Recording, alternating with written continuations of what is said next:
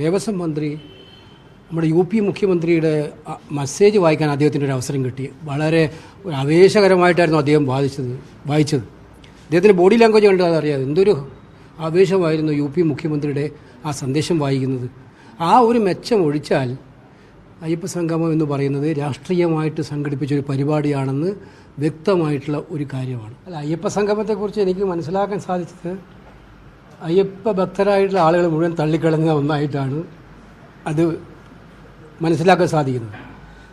അവിടെ കണ്ട ശൂന്യമായ കസേരകളും ഈ സംഘാടകർ ഉണ്ടാക്കിയിട്ടുള്ള വലിയ ആരവങ്ങളും കൂട്ടി വായിച്ചാൽ നമുക്ക് മനസ്സിലാക്കാൻ കഴിയുന്നത്, പ്രത്യേകിച്ചിട്ട് അയ്യപ്പ ഭക്തരായിട്ടുള്ള വിശ്വാസ സമൂഹം ഇതിൻ്റെ തട്ടിപ്പ് മനസ്സിലാക്കിയിട്ടുണ്ട്.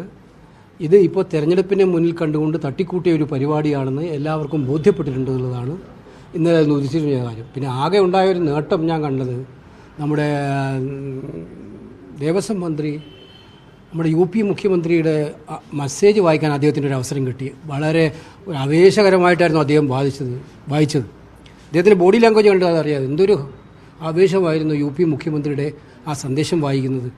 ആ ഒരു മെച്ചം ഒഴിച്ചാൽ അയ്യപ്പ സംഗമം എന്ന് പറയുന്നത് രാഷ്ട്രീയമായിട്ട് സംഘടിപ്പിച്ചൊരു പരിപാടിയാണെന്ന് വ്യക്തമായിട്ടുള്ള ഒരു കാര്യമാണ്. ഇതൊക്കെ മനസ്സിലാക്കേണ്ടത് ഈ വിശ്വാസം എന്നൊക്കെ പറയുന്നത് മനസ്സിനകത്തുനിന്ന് വരണം. പകുതി വിശ്വാസികളെ ഏറ്റവും സൂക്ഷിക്കേണ്ടവരാണ്, അല്ലെങ്കിൽ വിശ്വാസം അഭിനയിക്കുന്നവരെയാണ് ഏറ്റവും സൂക്ഷിക്കേണ്ടത്. അപ്പോൾ ഇത് അവർ മനസ്സിലാക്കേണ്ടതാണ്, ഇതിനകത്ത് വോട്ട് കിട്ടാൻ വേണ്ടിയിട്ടുള്ള ഒരു ആയുധമാക്കിയിട്ട് ഇത്തരം സംഗമങ്ങളെ മാറ്റുകയല്ല വേണ്ടത്. ശബരിമലയിൽ നല്ലത് ചെയ്യാൻ ആഗ്രഹമുണ്ടെങ്കിൽ അത് ഉമ്മൻചാണ്ടി സർക്കാർ കാണിച്ചെന്നൊരു മാതൃകയുണ്ട്. ഇവിടെ വനഭൂമി വിട്ടുകിട്ടുന്ന കാര്യത്തിലും അവിടെ വികസന പ്രവർത്തനങ്ങളുടെ മാസ്റ്റർ പ്ലാൻ്റെ കാര്യത്തിലും അതിൽ ചെയ്യാൻ ഒരുപാട് കാര്യങ്ങൾ ബാക്കിയുണ്ട്. അത്തരം കാര്യങ്ങൾ ചെയ്യാൻ വേണ്ടിയിട്ടുള്ള ഒരു സർക്കാരിൻ്റെ ഒരു ഇച്ഛാശക്തിയോടുള്ള സമീപനമാണ് വേണ്ടത്. അത് 10 കൊല്ലം തീരാൻ പോകുമ്പോഴല്ല വേണ്ടിയിരുന്നത്, അത് വേണ്ടിയിരുന്നത് നേരത്തെ തന്നെയായിരുന്നു. അപ്പോൾ ഈ 10 കൊല്ലം തീരാൻ പോകുമ്പോൾ ഉള്ളത് ഇലക്ഷൻ ഓറിയൻറ്റഡ് മാത്രമാണ്, ഇലക്ഷന് വേണ്ടി മാത്രമുള്ളതാണെന്ന് അത് ജനങ്ങൾക്ക് ബോധ്യപ്പെട്ടതുകൊണ്ടാണ് ഇത് സമ്പൂർണ്ണമായി പരാജയപ്പെട്ടത്.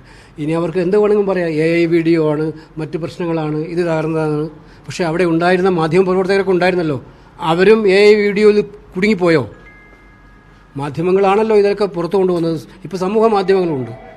അപ്പോൾ അതുകൊണ്ട് ഇത്തരം ഇനിയെങ്കിലും ഗവൺമെൻറ് മനസ്സിലാക്കേണ്ടത് രാഷ്ട്രീയ പ്രചരണത്തിൻ്റെ വേദിയാക്കിയിട്ടല്ല അയ്യപ്പസ്വാമിയെ ഉപയോഗിക്കേണ്ടത് അവർ മനസ്സിലാക്കണമെന്നാണ് എനിക്ക് പറയാനുള്ളത്.